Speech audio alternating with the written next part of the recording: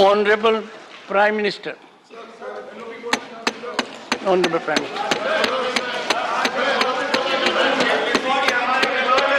Honorable Prime Minister.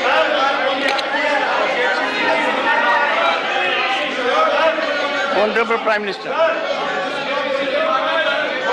आदरणीय सभापति जी, राष्ट्रपति जी के अभिभाषण पर धन्यवाद प्रस्ताव पर जो चर्चा चल रही है, उस चर्चा में शरीक होकर के मैं आदरणीय राष्ट्रपति जी का आदरपूर्वक धन्यवाद करता हूं। आदरणीय राष्ट्रपति जी का अभिनंदन करता हूं।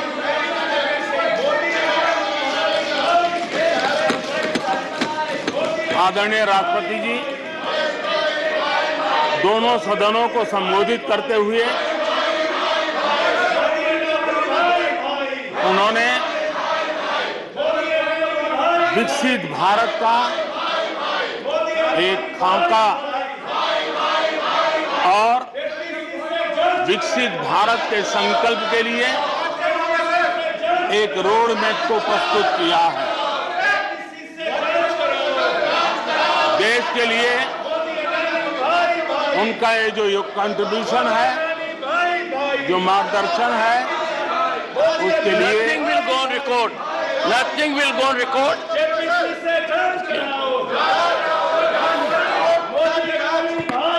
Honorable members, honorable members, honorable members, take your seat. Honorable members, honorable members, honorable members, take your seat. I call upon honorable members to observe decorum and take your seats. Honorable members,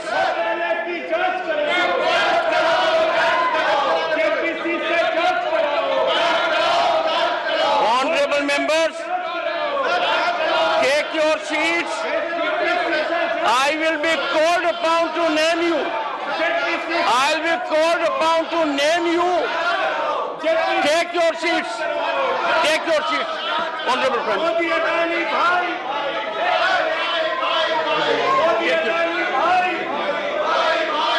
Honorable Prime Minister. Nothing will go on record except the Honorable Prime Minister's address. आदरणीय सभापति जी, मैं उन सभी सदस्यों का भी आभार व्यक्त करता हूं जिन्होंने इस चर्चा में भाग लिया, अपनी कल्पना के अनुसार चर्चा को विस्तार देने का प्रयास भी किया और इसलिए मैं सदन में हिस्सा लेने व चर्चा में हिस्सा लेने वाले सभी आदरणीय सदस्यों का धन्यवाद करता हूं। आदरणीय सभापति जी, ये सदन राज्यों का सदन है। बीते दशकों में अनेक बुद्धिजीवियों ने इस सदन से देश को दिशा दी है, देश का मार्गदर्शन किया है। इस सदन में अनेक साथी ऐसे हैं जो अपने व्यक्तिगत जीवन में भी बहुत कुछ सिद्धियां प्राप्त की हुई हैं, अपने व्यक्तिगत जीवन में बहुत बड़े काम भी किए हुए हैं और इसलिए इस सदन में जो भी बात होती है उस बात को देश बहुत गंभीरता से सुनता है और देश उसे बहुत गंभीरता से लेता है। लेकिन आदरणीय सभापति जी, ये भी दुर्भाग्यपूर्ण है, इतने महत्वपूर्ण सदन में कुछ लोगों का व्यवहार, कुछ लोगों की वाणी न सिर्फ सदन को लेकिन देश को निराश करने वाली रही।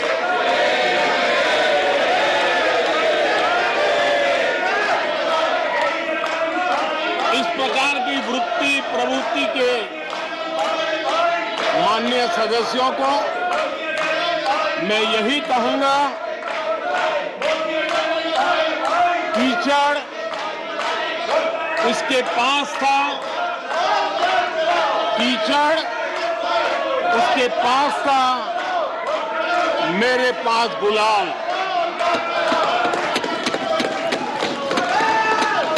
कीचड़ उसके पास था, मेरे पास गुलाल।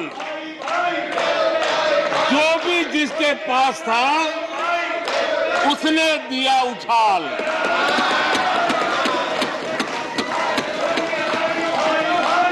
और अच्छा ही है,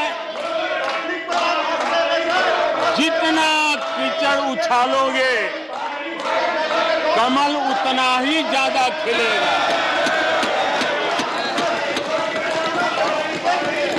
और इसलिए कमल खिलाने में आपका प्रत्यक्ष परोक्ष जो भी योगदान है, इसके लिए मैं उनका भी आभार व्यक्त करता हूं।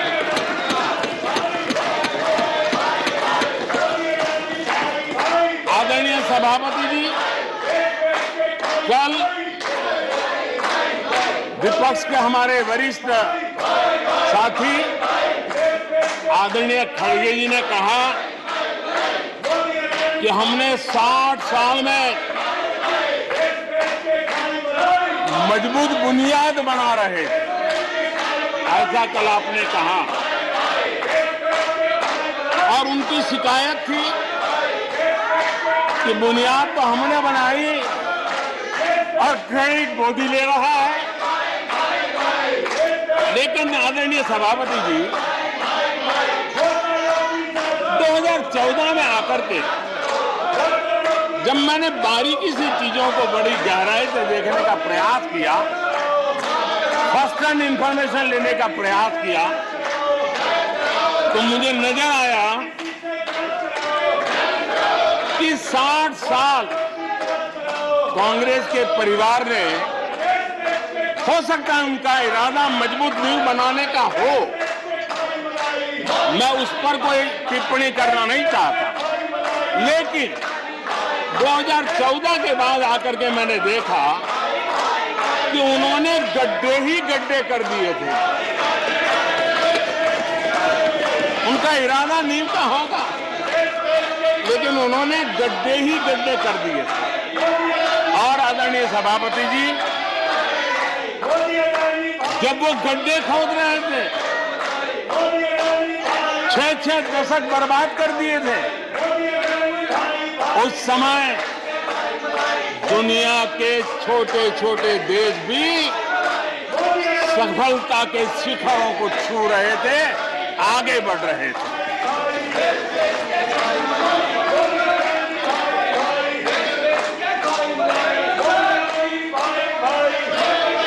आदरणीय सभापति जी,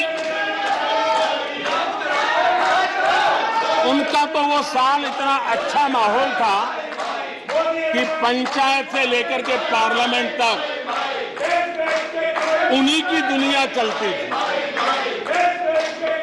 इतना देश भी अनेक आशा अपेक्षाओं के साथ आंख बंद करके उनका समर्थन करता था।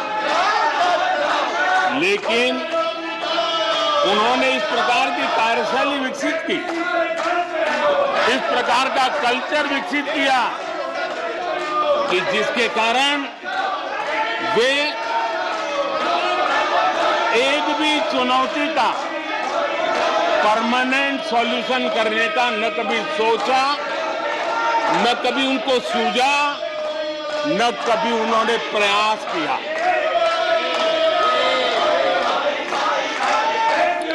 वे बहुत हो हल्ला हो जाता था तो चीजों को छू लेते थे, टोकनिज्म कर लेते थे और फिर आगे चले जाते थे। समस्याओं का समाधान करना ये उनका दायित्व था। देश की जनता समस्याओं से जूझ रही थी। देश की जनता देख रही थी कि समस्या का समाधान कितना बड़ा लाभ कर सकता है, लेकिन उनकी प्रायोरिटीज अलग थी, उनके इरादे अलग थे और उसके कारण किसी भी बात का परमानेंट सॉल्यूशन का प्रयास नहीं किया। आदरणीय सभापति जी, हमारी सरकार की पहचान जो बनी है वो हमारे पुरुषार्थ के कारण बनी है। एक के बाद उठाए गए कदमों के कारण बनी हुई और आज हम परमानेंट सॉल्यूशन की दिशा में आगे बढ़ते रहे हैं। हम एक एक विषय को छू करके भागने वाले लोग नहीं, लेकिन देश की मूलभूत आवश्यकताओं को परमानेंट सॉल्यूशन पर बल देते हुए हम आगे बढ़ रहे हैं। आदरणीय सभापति जी, अगर मैं पानी का ही उदाहरण लूं तो वो जमाना था कि किसी गांव में एक हैंडपंप लगा दिया तो हफ्ते भर उसका उत्सव मनाया जाता था और उस टोकनिज्म से पानी का काम किया करके गाड़ी चलाई जाती थी। कल यहाँ गुजरात का जिक्र कर रहे थे, आप हैरान होंगे, सबसे ज्यादा सीटों से जीतने का उनका जो गौरव था, वैसे एक मुख्यमंत्री एक शहर में पानी की टंकी का उद्घाटन करने गए थे और वो फ्रंट पेज पर हेडलाइन न्यूज था। यानी समस्याओं का टोकनिज्म क्या होता है, कैसे टाला जाता है, ये कल्चर देश ने देखा है। हमने भी पानी की समस्या को सुलझाने के लिए रास्ते अपनाए। हमने जल संरक्षण, जल सिंचन हर पहलू पर ध्यान दिया। हमने कैच द रेन अभियान से जनता को जोड़ा। इतना ही नहीं, आजादी के पहले से अब तक हम सरकार में आने तब तक सिर्फ 3 करोड़ घरों तक नल से जल मिलता था। आदरणीय सभापति जी, पिछले 3-4 साल में आज 11 करोड़ घरों को नल से जल मिल रहा है। भारत पानी की समस्या जो हर परिवार की समस्या होती है, जीवन में उसके बिना चल नहीं सकता और भविष्य के संभावनाओं को भी देखते हुए हमने उसके समाधान के रास्ते चुने। आदरणीय सभापति जी, मैं एक और विषय पर भी जाना चाहता हूं। Empowerment of common people. बैंकों का राष्ट्रीयकरण हुआ था, इस बात से हुआ था कि गरीबों को बैंकों का अधिकार मिले, ऐसी बहानेबाजी की गई थी। लेकिन इस बैंक देश के आधे से अधिक लोग बैंक से दरवाजे तक नहीं पहुंच पाए। हमने परमानेंट सॉल्यूशन निकाला और जन धन अकाउंट का अभियान चलाया। बैंकों को मोटिवेट किया, ऑन बोर्ड लिया। पिछले 9 साल में ही 48 करोड़ जनधन बैंक खाते खोले गए। इसमें 32 करोड़ बैंक खाते ग्रामीण और कस्बों में हुए हैं, यानी देश के गांव तक प्रगति की मिसाल को ले जाने का प्रयास हुआ। कल खड़गे जी शिकायत कर रहे थे कि मोदी जी बार बार मेरे चुनावी क्षेत्र में आते हैं। वो कह रहे थे मोदी जी कलबुर्गी आ जाते हैं। मैं जरा खड़गे जी को कहना चाहता हूं, मैं आता हूं उसकी शिकायत करने से पहले ये भी तो देखो कि कर्नाटका में 1,70,00,000 जनधन बैंक अकाउंट खुले हैं। इतना ही नहीं, उन्हीं के इलाके में कलबुर्गी में 8 लाख से ज्यादा जनधन खाते खुले हैं।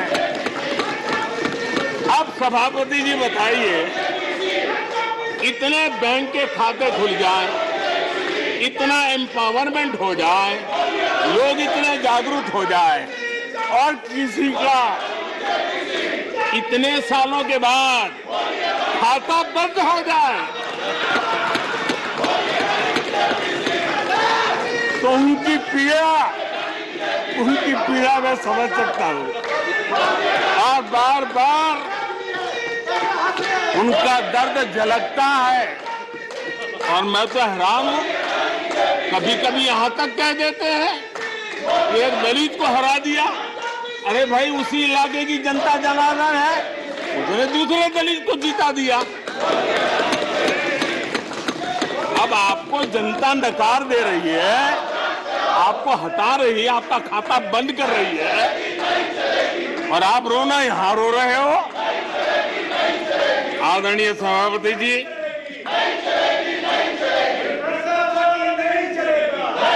जनधन, आधार, मोबाइल, ये जो त्रिशक्ति है और उसने सीधा डायरेक्ट बेनिफिट ट्रांसफर, उस योजना के तहत पिछले कुछ वर्षों में 27 लाख करोड़ रुपया इस देश के नागरिकों के बैंक खातों में ट्रांसफर किया, हितधारकों के खातों में ट्रांसफर किया है। और मुझे खुशी है कि डायरेक्ट बेनिफिट ट्रांसफर, ये टेक्नोलॉजी का उपयोग करने के कारण इस देश के 2 लाख करोड़ रुपए से ज्यादा पैसे जो किसी इकोसिस्टम के गलत हाथों में जाता था, वो बच गया है। देश की बहुत बड़ी सेवा की है। और मैं जानता हूं, जिस इकोसिस्टम के सागरिकों को, चेले चपाटों को जो 2 लाख करोड़ की ऐसी फायदे मिलते रहते थे, उनका चिल्लाना भी बहुत स्वाभाविक है।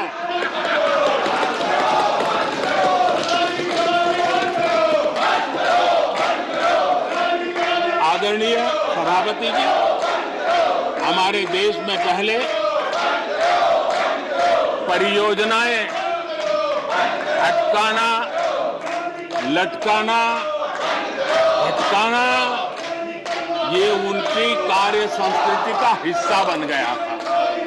यही उनका कार्य करने का तरीका बन गया था। ईमानदार टैक्स पेयर की गाढ़ी कमाई,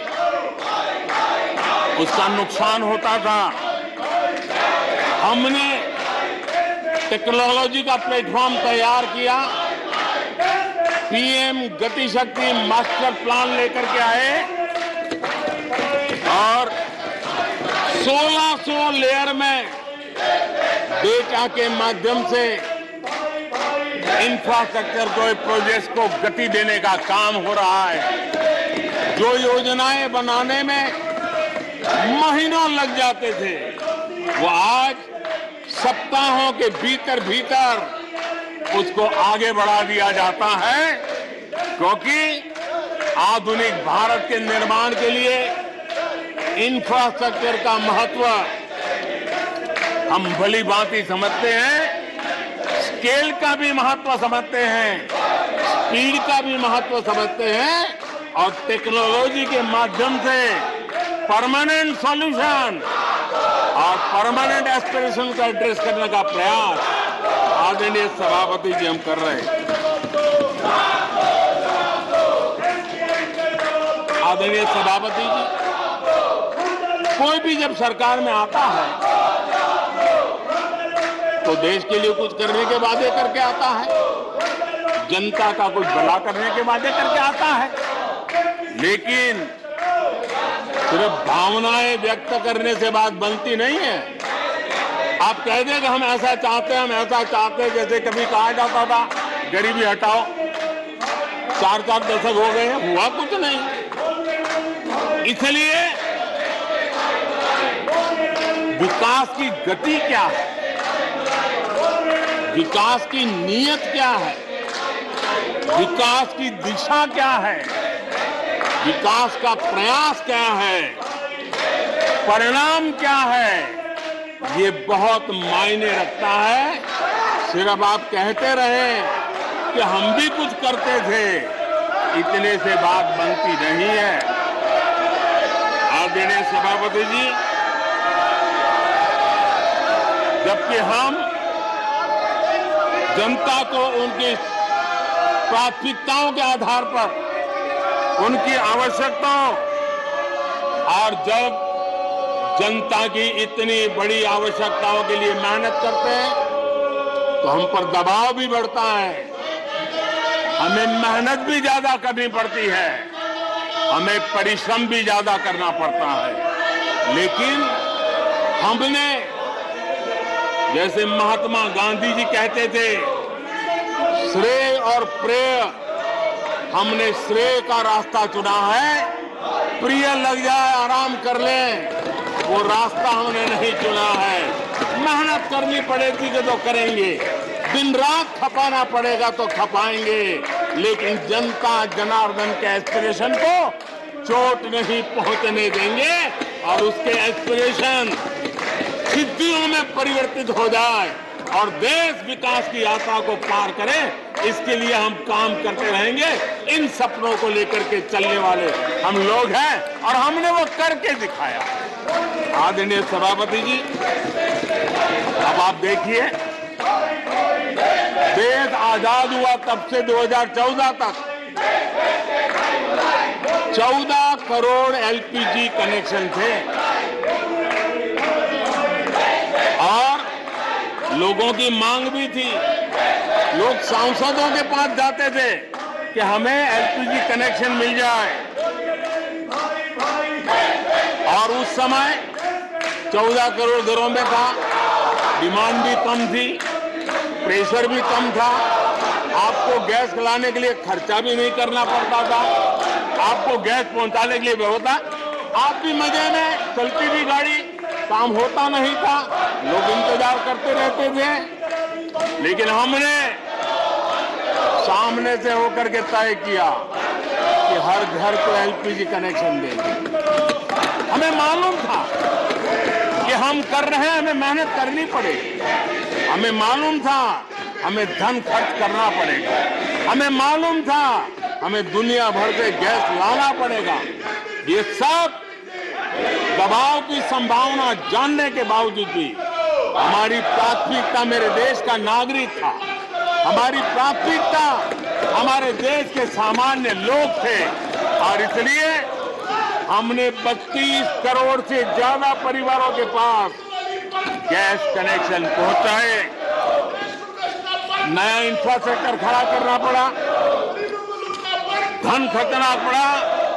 आदरणीय सभापति जी, इस एक उदाहरण से आप समझ सकते हैं कि हमें कितनी मेहनत करनी पड़ी होगी, लेकिन हमने आनंद के साथ, संतोष के साथ, गर्व के साथ इस मेहनत को किया और मुझे खुशी है कि सामान्य मानवी को उसका संतोष मिला। इससे बड़ा एक सरकार के लिए संतोष क्या हो सकता है। आदरणीय सभापति जी, आजादी के अनेक दशकों के बाद भी इस देश में 18,000 से ज्यादा गांव ऐसे थे जहां बिजली नहीं पहुंची थी, और ये गांव अधिकतर हमारे आदिवासी बस्ती के गांव थे, हमारे पहाड़ों पर जिंदगी गुजारने वालों के लोगों के गांव थे, जनजातीय से गांव थे, नॉर्थ ईस्ट के गांव थे। लेकिन ये उनके चुनाव के हिसाब किताब में बैठता नहीं था, इसलिए इनकी प्रायोरिटी नहीं था। हम जानते थे ये कठिन काम इन्होंने छोड़ दिए हैं। हमने कहा हम तो मक्खन पे लकीर करने वाले नहीं, पत्थर पे लकीर करने वाले लोग हैं। हम इस चुनौती को भी उठाएंगे, हम इस चुनौती को भी उठाएंगे। और हमने हर गांव में बिजली पहुंचाने का संकल्प उठाया। समय सीमा में 18,000 गांवों में बिजली पहुंचाई, और उस चुनौतीपूर्ण काम करने के पीछे गांवों में एक नई जिंदगी की अनुभूति हुई। उनका विकास तो हुआ, लेकिन सबसे बड़ी बात हुई, देश की व्यवस्था पर उनका विश्वास बढ़ा। और विश्वास बहुत बड़ी ताकत होती है। जब देश के नागरिकों का विश्वास बनता है, तब वो लाखों करोड़ों गुना एक सामर्थ्य में परिवर्तित हो जाता है। वो विश्वास हमने जीता है और हमने मेहनत की, हमें मेहनत पड़ी, लेकिन मुझे खुशी है उन दूर दराज के गांवों को आजादी के इतने सालों के बाद नई आशा की किरण दिखाई दी, संतोष का भाव प्रकट हुआ, और वो आशीर्वाद आज हमें मिल रहे हैं। आदरणीय सभापति जी, पहले की सरकारों में कुछ घंटे बिजली आती थी, कहने को तो लगता था बिजली आ गई, गांव के बीच में खंभा डाल दिया तो हर साल उसकी संवत्सरी मनाते थे, फलानी तारीख को खंभा डाला गया था, बिजली तो आती नहीं थी। आज बिजली पहुंची इतना ही नहीं, औसत हमारे देश में 22 घंटे बिजली देने के प्रयास में हम सफल हुए। हमें इस काम के लिए नई ट्रांसमिशन लाइनें लगानी पड़ी, हमें नए ऊर्जा उत्पादन के लिए काम करना पड़ा, हमने सौर ऊर्जा की ओर जाना पड़ा, हमें रिन्यूएबल एनर्जी का नए क्षेत्र खोजने पड़े। हमने लोगों को उनके भाग्य पर नहीं छोड़ दिया, राजनीतिक फायदे घाटे की बात नहीं सोची। हमने देश का आने वाली कल उज्जवल बनाने का रास्ता चुना। हमने खुद के लिए दबाव बढ़ाया, लोगों की मांग बढ़ने लगी, दबाव बढ़ने लगा। हमने मेहनत वाला रास्ता चुना और इसके नतीजे आज देश देख रहा है। देश ऊर्जा के क्षेत्र में प्रगति की ऊंचाइयों को प्राप्त कर रहा है। आदरणीय सभापति जी,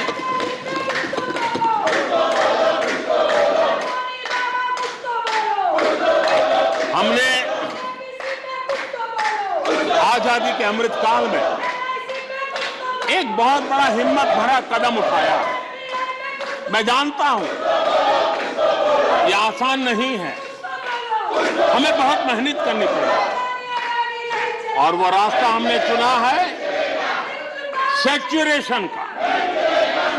हर योजना के जो लाभार्थी हैं 100% लाभ कैसे पहुंचे, 100% लाभार्थियों को लाभ पहुंचे, बिना रोक टोक के लाभ पहुंचे, और मैं कहता हूं, अगर सच्चा पंथ निरपेक्षता है तो यही है, सच्चा सेक्युलरिज्म है तो यही है। और सरकार उस राह पर बड़ी ईमानदारी के साथ चल पड़ी है। अमृत काल में हमने सैचुरेशन का संकल्प लिया है। 100% लाभार्थियों तक पहुंचने का भाजपा एनडीए सरकार का ये संकल्प है। आदरणीय सभापति जी, ये 100% वाली बात, ये सैचुरेशन वाली बात, देश की अनेक समस्याओं का समाधान तो है ही। उस नागरिक की समस्याओं का समाधान इतना ही नहीं है, देश की समस्याओं का समाधान है। एक ऐसी नई कार्य संस्कृति को लेकर के हम आ रहे हैं जो देश में मेरा तेरा अपना पराया उन सारे भेदों को मिटाने वाला रास्ता है, सैचुरेशन वाला हम लेकर के आए। सैचुरेशन तक पहुंचने का मतलब होता है भेदभाव की सारी गुंजाइशें खत्म करना। जब डिस्क्रिमिनेशन रहता है तब करप्शन को भी संभावना मिलती है। कोई कहेगा मुझे जल्दी दो, तो कहता है इतना दोगे तो दूंगा, लेकिन 100% जाना है तो उसको विश्वास होता है, भले इस महीने मुझे नहीं पहुंचा, 3 महीने के बाद पहुंचेगा, लेकिन पहुंचेगा, विश्वास बढ़ता है। ये तुष्टीकरण की आशंकाओं को समाप्त कर देता है। फलानी जाति को मिलेगा, फलाने परिवार को मिलेगा, फलाने गांव को मिलेगा, फलानी बिरादरी को मिलेगा, फलाने पंथ संप्रदाय वालों को मिलेगा, ये सारी तुष्टीकरण की आशंकाओं को खत्म कर देता है। स्वार्थ के आधार पर लाभ पहुंचाने की प्रवृत्ति को पूरी तरह खत्म कर देता है और समाज के आखिरी व्यक्ति को, जो आखिरी पंक्ति में खड़ा हुआ व्यक्ति है, और महात्मा गांधी जिसकी हमेशा वकालत करते थे, उसके अधिकारों की रक्षा इसके अंदर समाहित होती है और हम उसको सुनिश्चित करते हैं।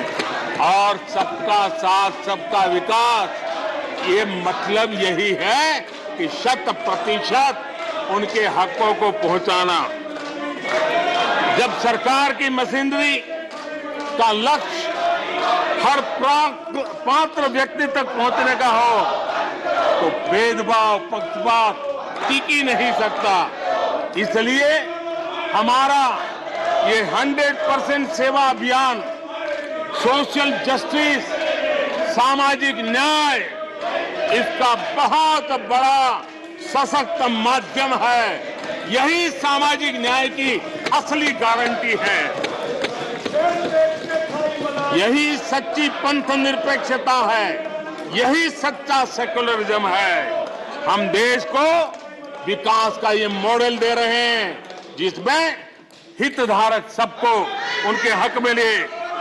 देश हमारे साथ है। कांग्रेस को बार बार देश नकार रहा है, लेकिन कांग्रेस और उसके साथी अपनी साजिशों से बाज नहीं आते हैं और जनता ये देख भी रही है और उनको हर मौके पर सजा भी देती रही। आदरणीय सभापति जी, हमारे देश की आजादी में 1857 से लेकर के स्वतंत्र संग्राम का कोई भी दशक उठा लीजिए, हिंदुस्तान का कोई भी भूभाग उठा लीजिए, मेरे देश की आजादी की लड़ाई में मेरे देश के आदिवासियों का योगदान स्वर्णिम पृष्ठ से भरा पड़ा हुआ है। गर्व होता है देश को कि मेरे आदिवासी भाइयों ने आजादी के महात्म्य को समझा था, लेकिन दशकों तक मेरे आदिवासी भाई विकास से वंचित रहे और विश्वास का सेतु तो कभी बन ही नहीं पाया। आशंकाओं से भरी हुई व्यवस्था बनी और उन नौजवानों के मन में बार बार सरकारों के लिए सवाल उठते चले गए, लेकिन उन्होंने सही नीयत से काम किया होता, नेक नीयत से काम किया होता, आदिवासियों के कल्याण के प्रति समर्पण भाव से काम किया होता, तो आज 21वीं सदी के तीसरे दशक में मुझे इतनी मेहनत नहीं करनी पड़ती। लेकिन उन्होंने नहीं किया। अटल बिहारी वाजपेयी की सरकार थी, पहली बार इस देश में आदिवासियों के विकास के लिए अलग मंत्रालय बना, पहली बार आदिवासियों के कल्याण के लिए, भलाई के लिए, विकास के लिए अलग बजट की व्यवस्था हुई। आदरणीय सभापति जी, हमने 110 जिलों को आकांक्षी जिलों के रूप में आइडेंटिफाई किया, जो विकास में पीछे रह गए, सामाजिक न्याय जैसे महत्व का है, एवं भौगोलिक रूप से भी जो पीछे रह गए हैं उनको न्याय दिलाना उतना ही आवश्यक होता है। और इसलिए हमने 110 आकांक्षी जिले और 110 में आधे से अधिक वो इलाके हैं जहां बहुल जनसंख्या जनजातीय है, मेरे आदिवासी भाई बहन रहते हैं। 3 करोड़ से ज्यादा आदिवासी भाइयों को इसका सीधा लाभ मिला है, उनके जीवन में बदलाव आया है। इन क्षेत्रों में शिक्षा, स्वास्थ्य, इंफ्रास्ट्रक्चर, इसमें अभूतपूर्व सुधार हुआ है, क्योंकि हमने 110 जिलों पर विशेष फोकस किया है, उनका रेगुलर मॉनिटरिंग कर रहे हैं। यहां पर हमारे कुछ माननीय सदस्यों ने ट्राइबल सब प्लान की बात का जिक्र किया था। मैं ऐसे साथियों का अनुरोध करता हूं कि जरा समय निकाल करके किसी पढ़े लिखे व्यक्ति की मदद लेकर के बैठिए, जो बजट को अध्ययन कर सकता है, थोड़ा समझा सकता है, और आप देखेंगे तो पता चलेगा कि बजट में शेड्यूल्ड ट्राइब कंपोनेंट फंड्स, इसके तहत 2014 के पहले की तुलना में 5 गुना अधिक वृद्धि हुई है।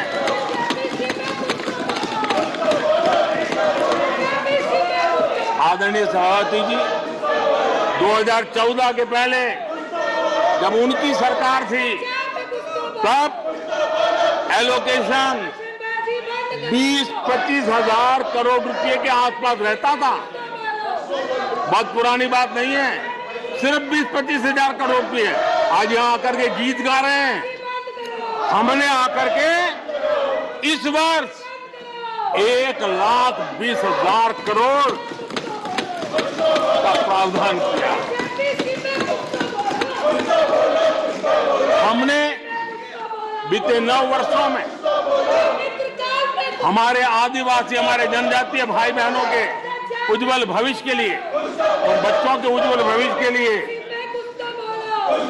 500 नए एकलव्य मॉडल स्कूल स्वीकृत किए हैं, और ये 4 गुना ज्यादा बढ़ोतरी है।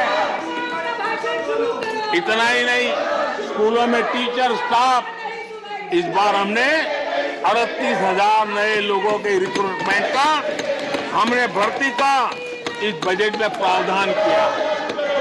आदिवासियों के कल्याण के लिए समर्पित हमारी सरकार ने, मैं जरा आपको फॉरेस्ट राइट एक्ट की बात की तरफ ले जाना चाहता हूं। आदरणीय सभापति जी, देश आजाद होने से लेकर हमारे आने से पहले, 2014 के पहले, आदिवासी परिवारों को 14 लाख जमीन के पट्टे दिए गए। पिछले 7-8 वर्षों में हमने 7 लाख नए पट्टे दिए। यह अभूतपूर्व काम हुआ है। हमारे आने से पहले 23,000 सामुदायिक पट्टे दिए गए थे। 23,000। हमारे आने के बाद 80,000 से अधिक सामुदायिक पट्टे दिए गए हैं। लिप सिंपैथी बता करके आदिवासियों की भावनाओं के साथ खेलने के बजाय अगर कुछ किया होता तो आज मुझे इतनी मेहनत न करनी पड़ती और ये काम पहले आराम से हो जाता, लेकिन ये उनकी प्रायोरिटी में नहीं था। आदरणीय सभापति जी, इनकी अर्थनीति, उनकी समाज नीति, उनकी राजनीति वोट बैंक के आधार पर ही चलती रही और उसके कारण समाज की जो बेसिक ताकत होती है, स्वरोजगार के कारण देश की आर्थिक गतिविधि बढ़ाने वाला जो सामर्थ्य होता है, इन्होंने हमेशा नजरअंदाज कर दिया। उनको वो इतने छोटे लगते थे, इतने बिखरे हुए लगते थे, तो उसका उनको कोई मूल्य ही नहीं था। जो छोटे छोटे काम में जुड़े हुए, जो स्वरोजगार के ऊपर समाज पर बोझ बने बिना समाज में कुछ न कुछ वैल्यू एडिशन करते हैं, उनके प्रति दुर्लक्ष्य किया गया। छोटे काम में जुटे इन करोड़ों लोगों को भुला दिया गया। मुझे गर्व है कि मेरी सरकार ने रेहड़ी वाले, ठेले वाले, फुटपाथ पर व्यापार करने वाले लोगों की सुन ले, ब्याज के चक्कर में जिनके जीवन तबाह हो जाते थे, दिन भर का पसीना ब्याजखोरों के घर जाकर के चुकाना पड़ता था, उन गरीबों की चिंता हमने की, उन रेहड़ी ठेले पटरी वालों की चिंता हमने की। और आदरणीय सभापति जी, हमने इतना ही नहीं, हमारे विश्वकर्मा समुदाय जो समाज निर्माण के अंदर एक भूमिका देते हैं, जो अपने हाथ से औजार की मदद से कुछ न कुछ सृजन करते रहते हैं, समाज की आवश्यकताओं की बहुत बड़ी मात्रा में पूर्ति करते हैं। चाहे हमारा बंजारा समुदाय हो, चाहे हमारे गुमंत जाति के लोग हैं, हमने उनकी चिंता करने का काम किया है। पीएम स्वनिधि योजना हो, पीएम विश्वकर्मा योजना हो, जिसके द्वारा हमने समाज के इन लोगों की मजबूती के लिए काम किया है, उनके सामर्थ्य को बढ़ाने के लिए काम किया। आदरणीय सभापति जी, आप तो स्वयं किसान पुत्र हैं। इस देश के किसानों के साथ क्या बीती है, ऊपर के कुछ एक वर्ग को संभाल लेना और उन्हीं से अपनी राजनीति चलाए रखना, यही सिलसिला चला। इस देश की कृषि की सच्ची ताकत छोटे किसानों में है। 1 एकड़ 2 एकड़ भूमि का वो बड़ा मुश्किल से 80-85% इस देश का ये वर्ग है। इन छोटे किसान उपेक्षित थे, उनकी आवाज कोई सुनने वाला नहीं था। हमारी सरकार ने छोटे किसानों पर ध्यान केंद्रित किया, छोटे किसानों को फॉर्मल बैंकिंग के साथ जोड़ा। आज साल में 3 बार सीधे पीएम किसान सम्मान निधि छोटे किसान के खाते में जमा होती है।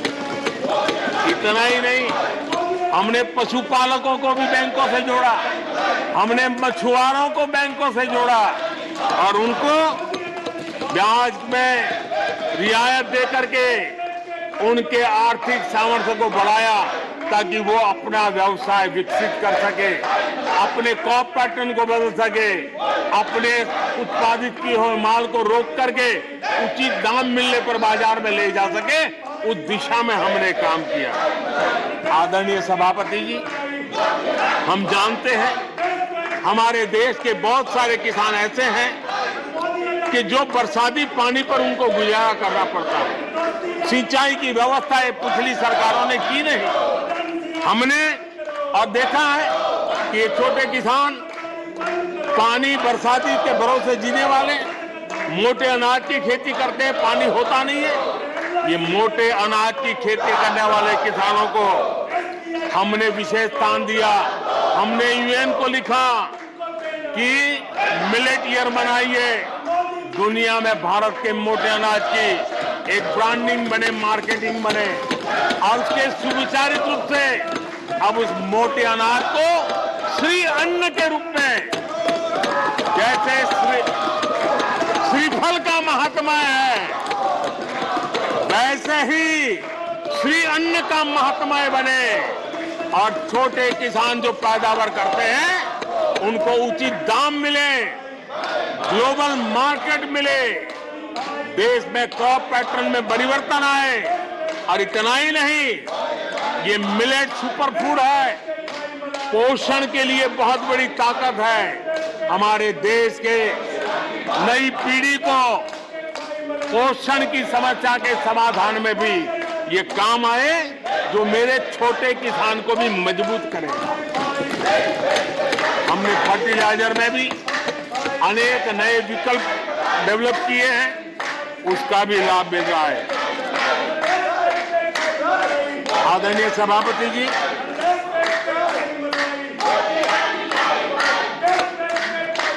हमें बड़े कन्विक्शन के साथ मैं मानता हूं कि जब निर्णय प्रक्रिया में माताओं बहनों की भागीदारी बढ़ती है तो परिणाम अच्छे मिलते हैं, जल्दी मिलते हैं और निर्धारित लक्ष्य को प्राप्त करने वाले होते हैं।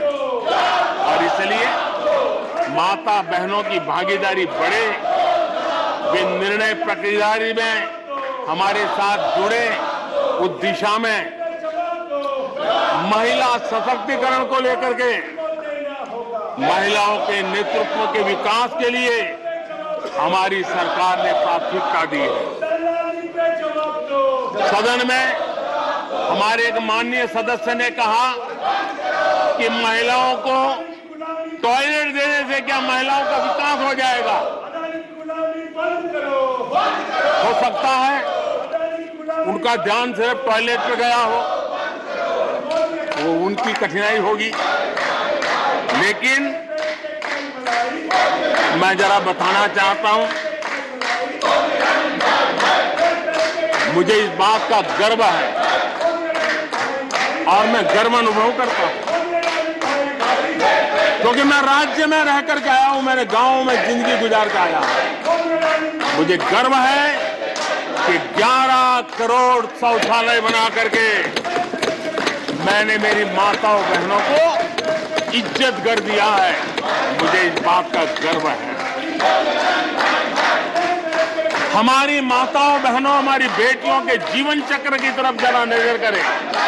हमारी सरकार माताओं बहनों के सशक्तिकरण के लिए कितनी संवेदनशील है, उसकी तरफ मैं जरा ध्यान आकर्षित करना चाहता हूं।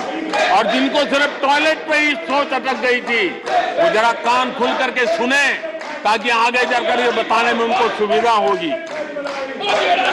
गर्भावस्था के दौरान शिशु को पौष्टिक खाना मिले, इसके लिए हमने मातृ वंदना योजना चलाई और इसके लिए प्रेगनेंसी के समय महिला के बैंक खाते में सीधा पैसा जाए, ताकि उसको पोषण से उसके गर्भ में जो बच्चा है उसके स्वास्थ्य को भी लाभ हो। हमारे यहाँ माता मृत्यु दर, शिशु मृत्यु दर, इस गंभीर समस्या से मुक्ति का एक उपाय इंस्टीट्यूशनल डिलीवरी, हमारे गरीब से गरीब मां की इंस्टीट्यूशनल डिलीवरी हो, शिशु का जन्म अस्पताल में हो, इसके लिए हमने धन भी खर्च करना तय किया और व्यापक अभियान भी चलाया और उसके सुफल दिखाई भी दे रहे हैं। हम जानते हैं किसी न किसी मानसिक विकृति के कारण बेटियों को मां के कोख में ही मारने की प्रवृत्ति बढ़ गई थी। ये समाज के लिए कलंक था। हमने बेटी बचाओ अभियान चलाया और आज मुझे खुशी है कि बेटे जन्म लेते हैं उसकी तुलना में बेटियों की संख्या बढ़ रही है। ये हमारे लिए संतोष का विषय है। हमने बेटियों की रक्षा का काम किया है। बेटी जब बड़ी होकर स्कूल जाए और शौचालय के अभाव में 5वीं 6ठी कक्षा में आते आते स्कूल छोड़ दें, हमने उस चिंता को भी किया और स्कूलों में बच्चियों के लिए अलग टॉयलेट बनाए ताकि मेरी बच्चियों को स्कूल छोड़ना न पड़े। ये हमने चिंता की। बेटी की शिक्षा जारी रहे और इसलिए हमने सुकन्या समृद्धि योजना, जिसमें अधिक ब्याज दे करके बेटियों को सुरक्षित शिक्षा की व्यवस्था का प्रबंध किया ताकि परिवार भी उनको प्रोत्साहन दे। बेटी बड़ी होकर अपना काम करने के लिए बिना गारंटी मुद्रा योजना से लोन ले सके, अपने पैरों पे खड़ी हो सके। और मुझे खुशी है कि मुद्रा योजना के लाभार्थियों में 70% हमारी माताएं बेटियां हैं। हमने ये काम किया है। मां बनने के बाद भी नौकरी जारी रख सके, इसके लिए मातृत्व अवकाश में हमने वृद्धि की है। वो डेवलप कंट्रियों से भी कभी कभी ज्यादा है। ये काम हमने किया है। बेटियों के लिए हमने सैनिक स्कूल खोल दिए हैं। आदरणीय सभापति जी, आप तो स्वयं सैनिक स्कूल के विद्यार्थी रहे हैं। बेटियों को वहां एंट्री नहीं थी, वो काम भी हमने कर दिया। आज सैनिक स्कूलों में मेरी बेटियां पढ़ रही हैं। इतना ही नहीं, हमारी बेटियां अबला नहीं सबला है। वो सेना में जाना चाहती है, अफसर बनना चाहती है। हमने हमारी बेटियों को सेना के दरवाजे भी खोल दिए हैं और आज गर्व होता है सियाचिन में मेरे देश की कोई बेटी मां भारती की रक्षा करने के लिए तैनात होती है। बेटी को गांव में कमाई के अवसर मिले और इसके लिए हमने विमेन सेल्फ हेल्प ग्रुप, उसको एक नई ताकत दी, वैल्यू एडिशन किया और बैंकों से मिलने वाली उनकी रकम में बहुत बड़ा इजाफा किया। और इसलिए वो भी हमने उनकी प्रगति के लिए हमारी माताओं, बेटियों को, बहनों को लकड़ी के धुएं से जिंदगी में मुसीबतें झेलनी न पड़े, इसलिए हमने उज्ज्वला योजना से गैस का कनेक्शन दिया। हमारी माताओं, बहनों को, बेटियों को पीने का पानी के लिए जूझना न पड़े, 2-2, 4-4 किलोमीटर तक जाना न पड़े।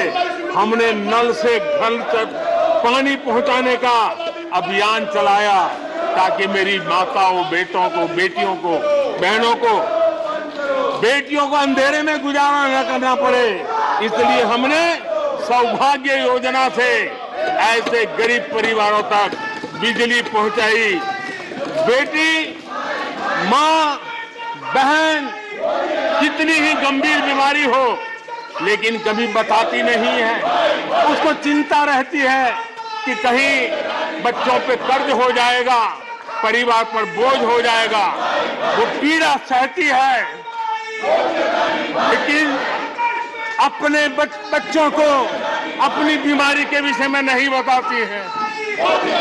उन माताओं, बहनों को आयुष्मान कार्ड दे करके अस्पताल में बड़ी से बड़ी बीमारी से मुक्ति का रास्ता हमने खोल दिया है। आदरणीय सभापति जी, बेटी का संपत्ति पर अधिकार हो, इसलिए हमने सरकार की तरफ से जो आवाज देते हैं उसमें बेटी के राइट को निश्चित किया, उसके नाम पर प्रॉपर्टी करने का काम किया। हमने महिला सशक्तिकरण के लिए हमारी माताओं, बहनों को जो भी छोटी मोटी बचत कर लें, मुसीबत झेल करके बचत करना माताओं, बहनों का स्वभाव होता है और वो घर में अनाज के डिब्बे में पैसे रख करके गुजारा करती है, उस मुसीबत में निकाल के हमने उसको जनधन के खाते दे दिए। बैंक में पैसा जमा करे, इसकी व्यवस्था कर दे। और आदरणीय सभापति जी, इस बजट सत्र के लिए तो गर्व की बात है कि बजट सत्र का प्रारंभ महिला राष्ट्रपति के द्वारा होता है और बजट सत्र का विधिवत प्रारंभ महिला वित्त मंत्री के अवसर पर होता है। देश में ऐसा संयोग पहले कभी नहीं आया जो आज आया है और हमारा तो प्रयास रहेगा कि ऐसे शुभ अवसर आगे भी देखने को मिले।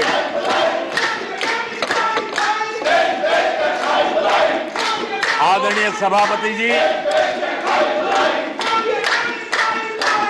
जब देश को आधुनिक होना है, नए संकल्पों को पार करना है, तो हम साइंस और टेक्नोलॉजी के सामर्थ्य को नकार नहीं सकते। साइंस और टेक्नोलॉजी के महात्म्य को हमारी सरकार भली भांति समझती है, लेकिन हम टुकड़ों में नहीं सोचते, हम टोकनिज्म में नहीं सोचते हैं। हम साइंस और टेक्नोलॉजी की तरफ से देश को आगे बढ़ाने के लिए हर दिशा में काम कर रहे हैं, सार्वत्रिक प्रयास कर रहे हैं, अनेकविध इनिशिएटिव ले रहे हैं और इसलिए बचपन में साइंटिफिक टेम्परामेंट डेवलप करने के लिए अटल टिंकरिंग लैब, ये वैज्ञानिक सोच के निर्माण के लिए स्कूल के लेवल पर बच्चों को हमने अवसर दिया।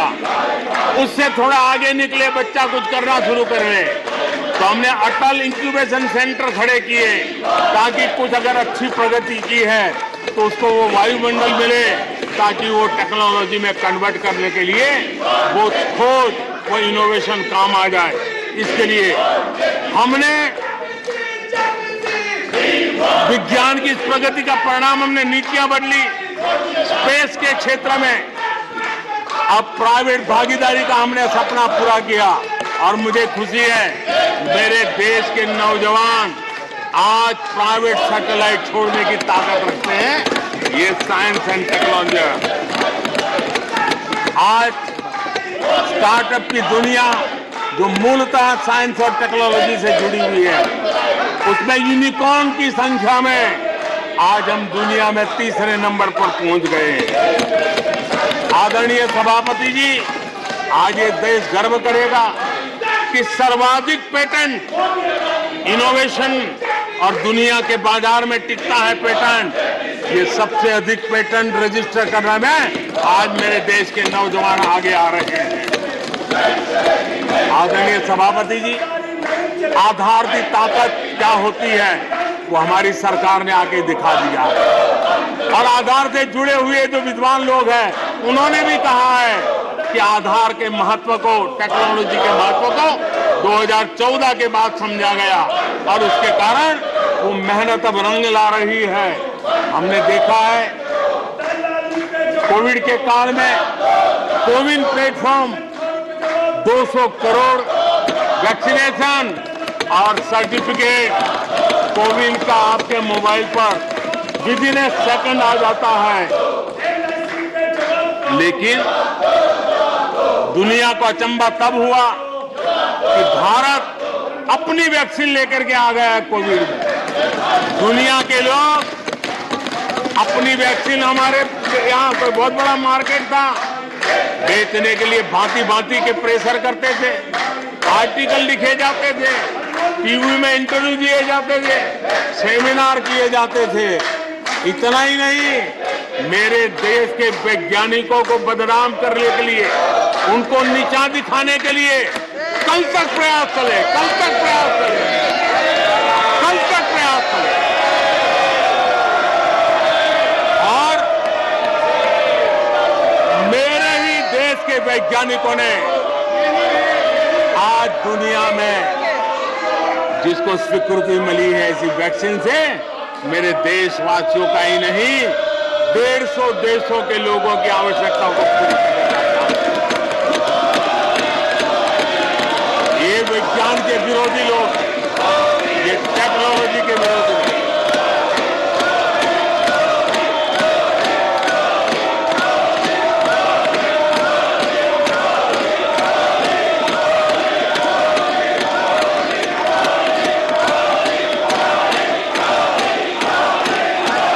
आदरणीय सभापति जी, ये विज्ञान के विरोधी है, ये टेक्नोलॉजी के विरोधी है। हमारे वैज्ञानिकों को बदनाम करने का कोई मौका नहीं छोड़ते। फार्मेसी की दुनिया में हमारा देश एक ताकत बन के उभर रहा है। दुनिया की फार्मेसी का हब बन रहा है। हमारे नौजवान नए नए इनोवेशन कर रहे हैं, उसको बदनाम करने के रास्ते खोज रहे हैं ये लोग। उनको देश की चिंता नहीं है, अपने राजनीतिक उठापटक की चिंता है। ये दुर्भाग्य है देश का। आदरणीय सभापति जी, आज मैं बाली में था। G20 देश के समूह डिजिटल इंडिया इनको समझने के लिए लालायित रहते थे। सक्सेस को पूरी दुनिया ने प्रभावित किया है। डिजिटल लेन देन में आज हिंदुस्तान दुनिया का लीडर बना हुआ है। आदरणीय सभापति जी, हमें खुशी है आज 100 करोड़ से ज्यादा मोबाइल फोन मेरे देशवासियों के हाथ में है। आदरणीय सभापति जी, एक समय था हम मोबाइल इंपोर्ट करते थे। आज गर्व है मेरा देश मोबाइल एक्सपोर्ट कर रहा है। 5G हो, AI हो, IoT हो, उस तकनीक को आज देश बहुत तेज गति से अपना रहा है, उसका विस्तार कर रहा है।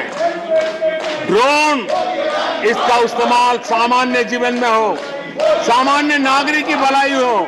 हमने पॉलिसी में वो बदलाव किया और दवाइयां दूर सुदूर इलाकों में ड्रोन से पहुंचाने का काम आज मेरे देश में हो रहा है।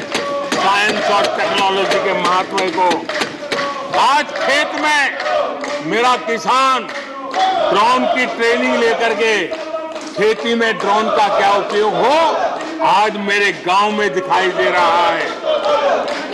जियो स्पेशल सेक्टर में हमने दरवाजे खोल दिए। ड्रोन के लिए एक पूरा नया विकास का विस्तार करने का अवसर हमने कर दिया। आज देश में यूएन जैसे लोग चर्चा करते हैं कि दुनिया में लोगों के पास अपने पास जमीन के घर के मालिकाना हक नहीं है। यूएन की चिंता है दुनिया।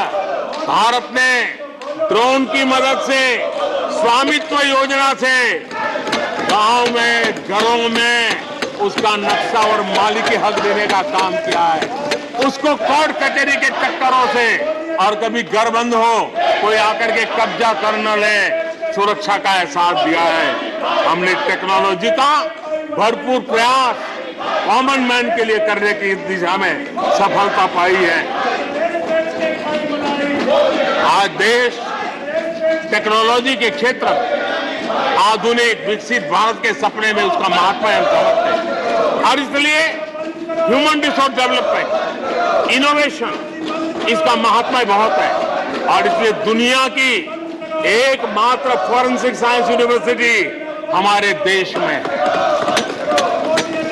हमने गति शक्ति यूनिवर्सिटी बना करके इंफ्रास्ट्रक्चर की दुनिया में एक नई पहल की है।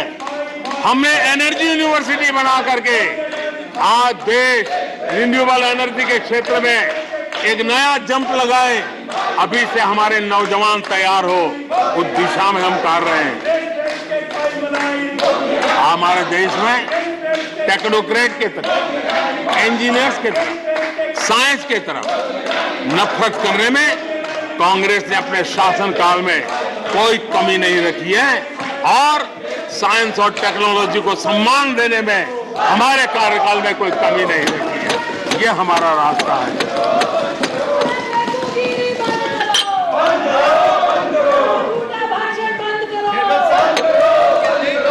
आदरणीय सभापति जी, यहाँ रोजगार की भी चर्चा हुई। मैं हैरान हूँ कि जो अपने आप को सबसे लंबे समय तक सार्वजनिक जीवन का दावा करते हैं, इनको ये मालूम नहीं है कि नौकरी और रोजगार में फर्क होता है। जिनको नौकरी और रोजगार का फर्क समझ नहीं है, वो हमें उपदेश दे रहे हैं।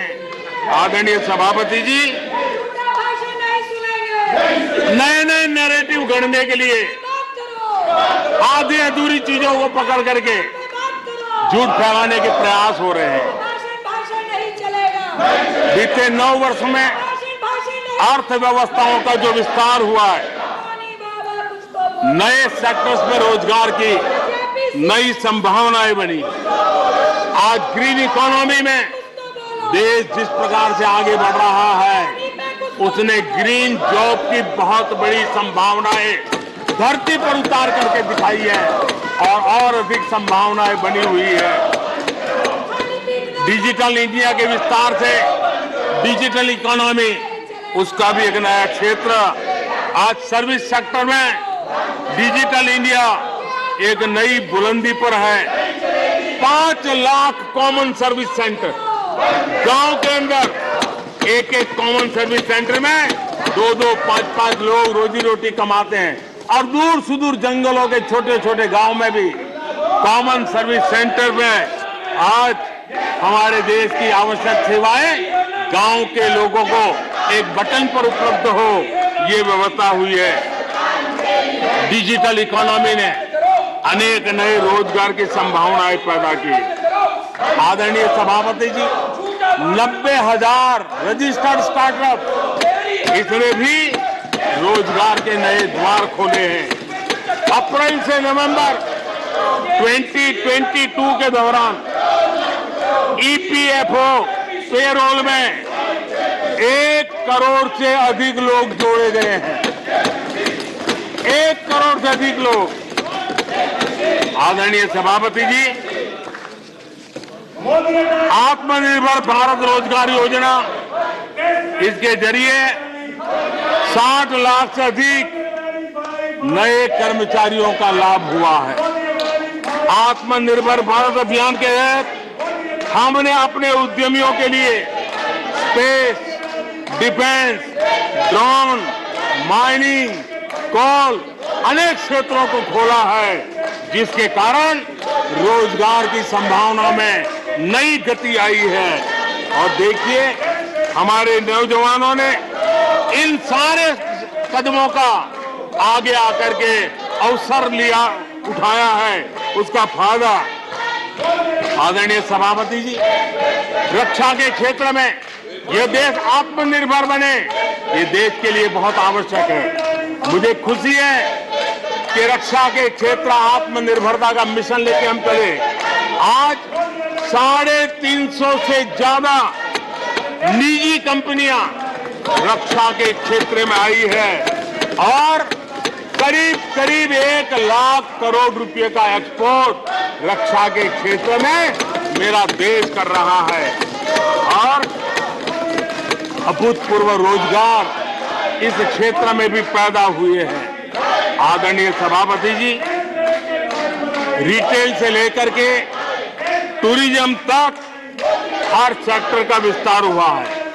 खादी और ग्रामोद्योग, महात्मा गांधी के साथ जो व्यवस्था जुड़ी हुई है, खादी ग्रामोद्योग को भी डुबो दिया था। आजादी के बाद सर्वाधिक खादी ग्रामोद्योग के रिकॉर्ड तोड़ने का काम हमारे कालखंड में हुआ है। आदरणीय सभापति जी, इंफ्रास्ट्रक्चर में हो रहा रिकॉर्ड निवेश, चाहे रेल का काम होता हो, रोड का काम होता हो, पोर्ट का काम होता हो, एयरपोर्ट का काम होता हो, प्रधानमंत्री ग्राम सड़क योजनाएं बनती हो, ये सारे इंफ्रास्ट्रक्चर के काम, उसके लिए जो मटेरियल लगता है, उस इंडस्ट्री में रोजगार की संभावनाएं बढ़ी है। हर जगह निर्माण कार्य के अंदर मजदूर से लेकर मैकेनिक तक हर प्रकार के रोजगार की संभावनाएं, इंजीनियर से लेकर के श्रमिक तक हर किसी के लिए रोजगार के नए अवसर बने हैं। और उसी के कारण यूथ विरोधी नीति लेकर के चले हुए लोगों को आज यूथ नकार रहा है। और यूथ के भलाई के लिए हम जिन नीतियों को लेकर के चल रहे हैं, इसको आज देश स्वीकार कर रहा है। आदरणीय सभापति जी, यहां भी ये भी कहा गया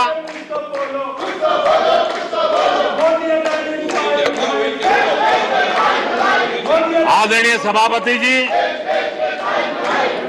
यहां ये भी कहा गया कि सरकार की योजनाओं को उनके नामों को लेकर के आपत्ति उठाई। कुछ लोगों को ये भी परेशानी है कि नामों में कुछ संस्कृत टच है। बताइए, इसकी भी परेशानी। आदरणीय सभापति जी, मैंने किसी अखबार में पढ़ा था, मैं कोई वेरीफाई तो नहीं किया है, और रिपोर्ट कह रही थी 600 जितनी सरकारी योजनाएं सिर्फ गांधी नेहरू परिवार के नाम पे है।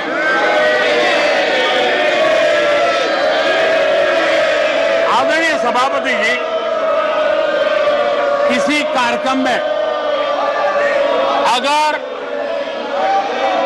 नेहरू जी के नाम का उल्लेख नहीं हुआ तो कुछ लोगों के बाल खड़े हो जाते हैं, उनका लहू एकदम गर्म हो जाता कि नेहरू जी का नाम क्यों नहीं दिया।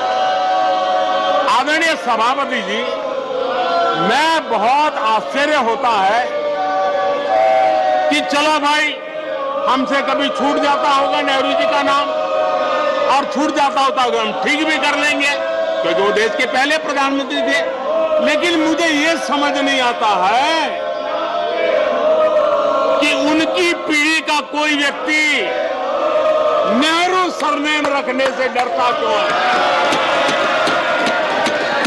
क्या शर्मिंदगी है नेहरू सरनेम रखने से? क्या शर्मिंदगी है? इतना बड़ा महान व्यक्तित्व अगर आपको मंजूर नहीं है, परिवार को मंजूर नहीं है, और हमारा हिसाब मांगते रहते हो। आदरणीय सभापति जी,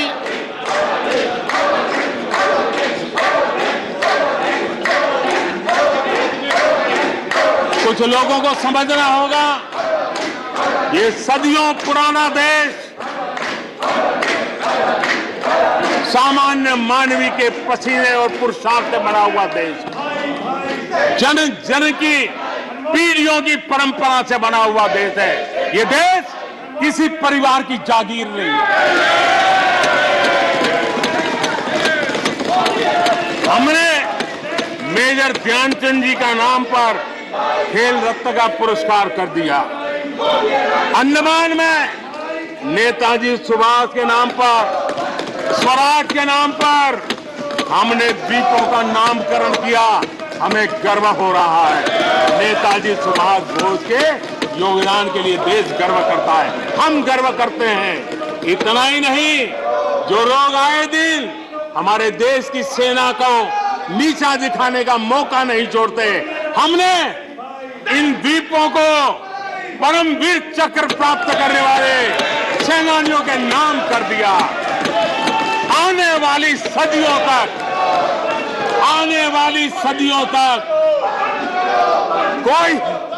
कोई हिमालय की चोटी एक एवरेस्ट व्यक्ति के नाम पर एवरेस्ट बन गई। मेरे द्वीप समूह मेरे परम वीर चक्र विजेता मेरे देश के सेनानियों के नाम कर दिया। ये हमारी श्रद्धा है, ये हमारी भक्ति है, और उसको लेकर के हम चलते हैं। आदरणीय और इससे आपको तकलीफ है और तकलीफ व्यक्त भी हो रही है। हर एक की तकलीफ व्यक्त करने के रास्ते अलग होंगे।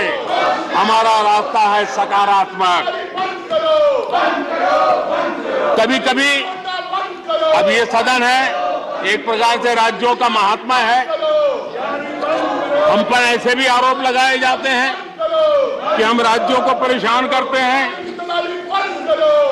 आदरणीय सभापति जी, मैं लंबे अरसे तक राज्य का मुख्यमंत्री रह करके आया। फेडरलिज्म का क्या महत्व होता है वो भली भांति समझता है, उसको जी करके आया हूं, और इसलिए हमने कोऑपरेटिव कॉम्पिटिटिव फेडरलिज्म पर बल दिया है। आओ हम पर्दा करें, हम आगे बढ़े, हम सहयोग करें, हम आगे बढ़े, उस दिशा में हम चले हैं।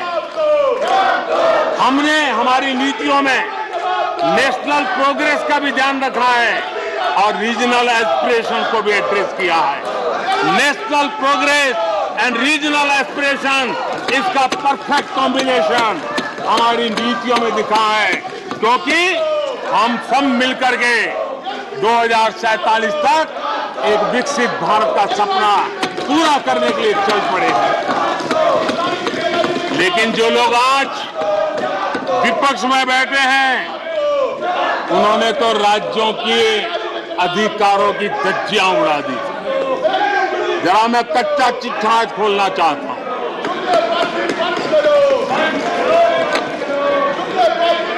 जरा इतिहास उठा करके देख लीजिए, वो कौन पार्टी थी, वो लोग कौन सत्ता में बैठे थे जिन्होंने आर्टिकल 356 का सबसे ज्यादा दुरुपयोग किया।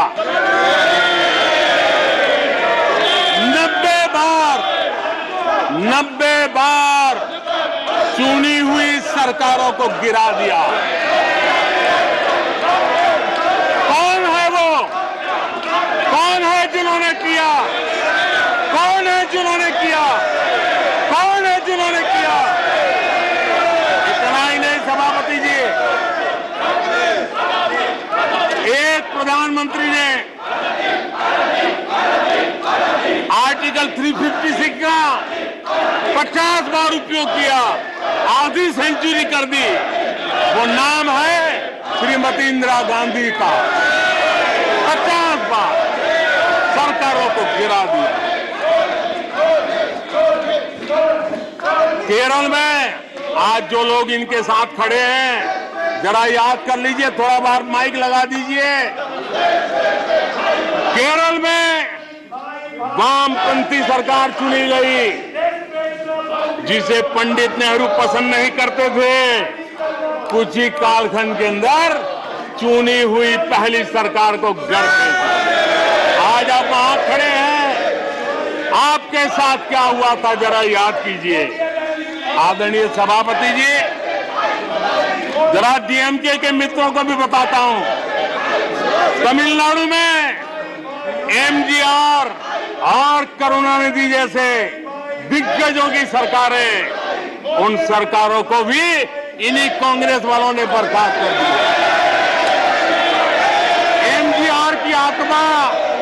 एमजीआर की आत्मा देखती होगी आप कहां खड़े हो। यहां पर पीछे बैठे हैं इस सदन के वरिष्ठ सदस्य, और जिनको मैं हमेशा एक आदरणीय नेता मानता हूं, श्रीमान शरद पवार जी। 1980 में शरद पवार जी का आयु 35-40 साल की थी।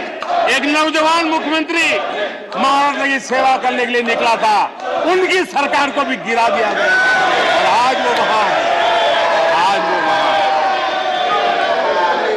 हर क्षेत्रीय नेता को उन्होंने परेशान किया।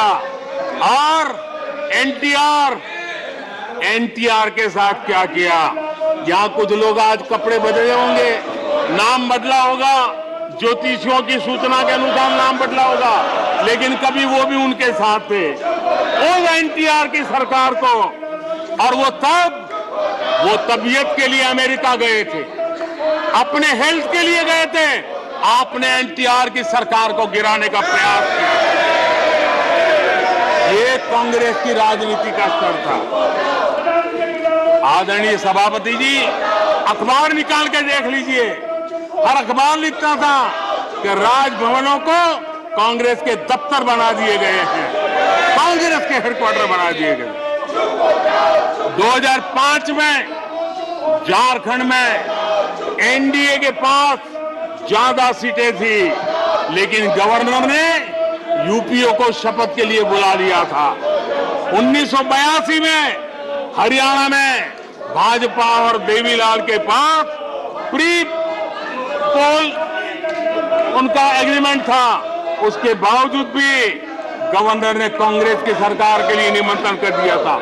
ये कांग्रेस के पाप, और आज देश को गुमराह करने की बातें कर रहे हैं।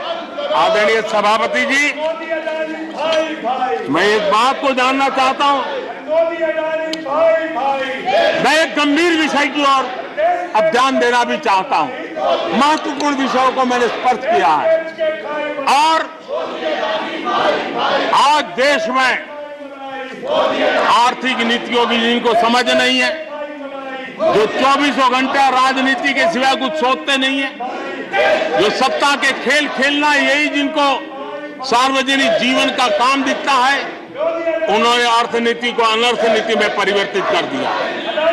मैं उनको चेतावनी देना चाहता हूं और मैं इस सदन की गंभीरता के साथ उनसे कहना चाहता हूं कि अपने रिस्पेक्टिव स्टेट को जाके समझाएं कि ये गलत रास्ते पर न चले जाएं। हम हमारे पड़ोस के देशों का हाल देख रहे हैं कि वहां पर क्या हाल हुआ है।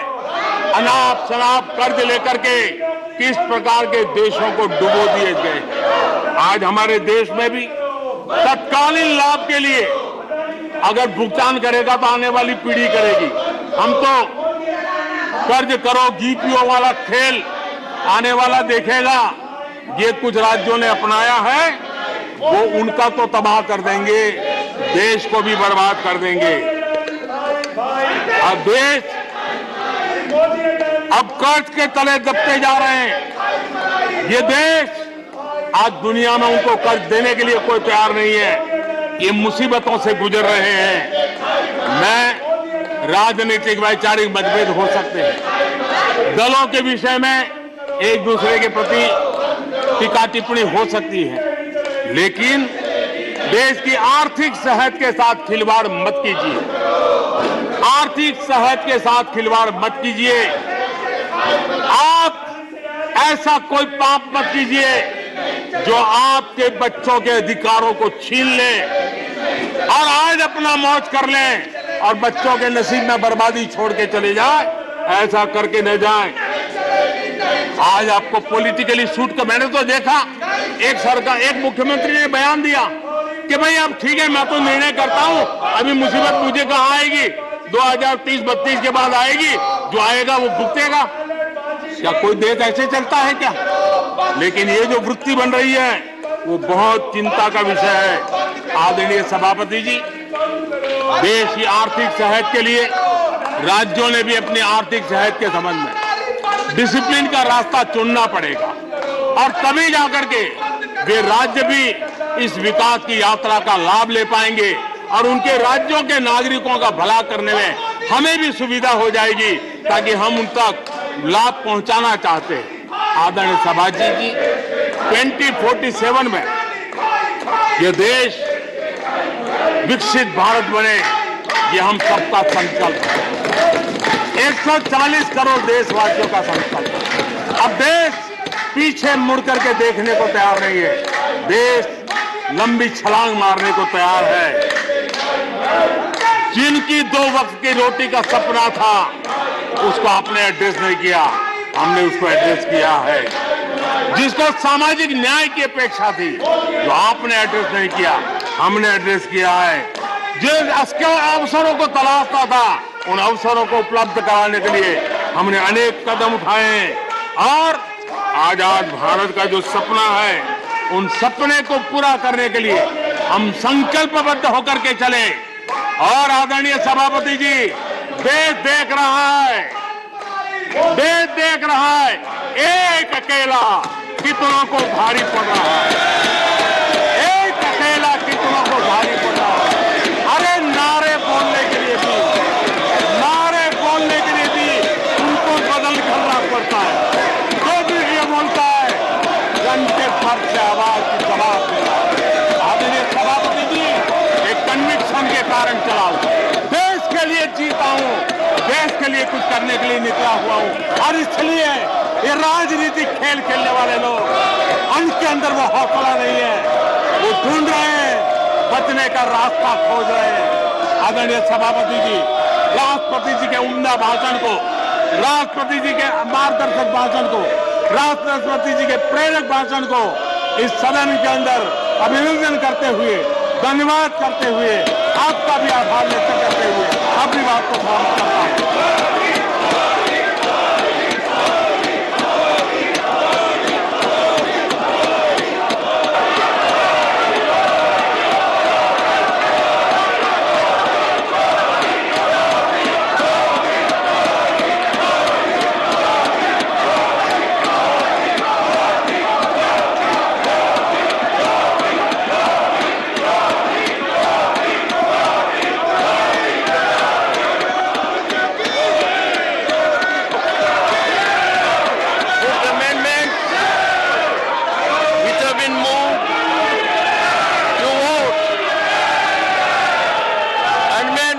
Number 127 by Shri A.M. Rahim. Shri A.M. Rahim, are you with...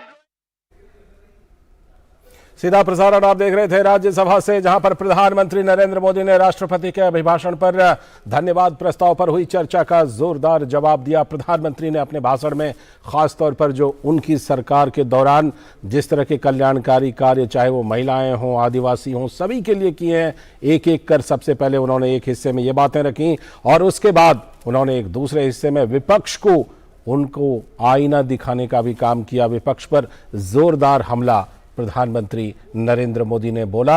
आपने इसका सीधा प्रसारण सुना। कल उन्होंने लोकसभा में जवाब दिया था और आज प्रधानमंत्री ने राज्यसभा में इस धन्यवाद प्रस्ताव पर जवाब दिया।